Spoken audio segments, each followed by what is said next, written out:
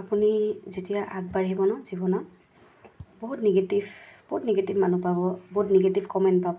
আপোনাৰ নিজৰ মাজতে মানে বহুত নিগেটিভ কিছুমান থিংকিং আহিব। কিন্তু আপুনি কি কৰিব জানেনে?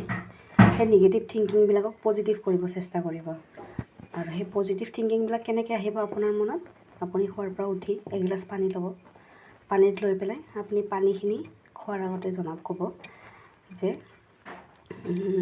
সেই বিশ্বব্ৰহ্মাণ্ড, মই দিনটোত যি কৰিব লৈছোঁ, যি কৰিব লওঁ, সকলোখিনি যাতে ঠিক হৈ যায়, সকলোখিনি যাতে সুচাৰুৰূপে আগবঢ়াই লৈ যাব পাৰোঁ। সেনেকৈ আপুনি ক'ব আৰু 3 বাৰ আপুনি বিশ্বব্ৰহ্মাণ্ডক ধন্যবাদ জনাব। ধন্যবাদ জনাই আপুনি সেইখিনি পানীখিনি খাই দিব। আপুনি চাবচোন, আপুনি দিনটো নিগেটিভ তেনেকৈ একো থিংকিং আপোনাৰ নাই। আপুনি নাভাবিব, আপুনি মনটো মানে আপোনাৰ ব্ৰেইনটোত সদায় পজিটিভ কিছুমান চিন্তা কৰিব। পজিটিভিটি আপোনাক আগবঢ়াই লৈ যাব। চাবচোন, কেতিয়াবা চেষ্টা কৰি চাবচোন। মই মাজতে বহুত ভাঙি পৰিছিলোঁ আৰু সেইটো মই কৰিছোঁ। মই ফিল কৰিছোঁ আমি ব্ৰেইনটোক যোনটো দিশে লৈ যাব বিচাৰোঁ ন, ব্ৰেইনটো সেইটো দিশেই গুচি যায়। গতিকে আপুনি চেষ্টা কৰিবচোন।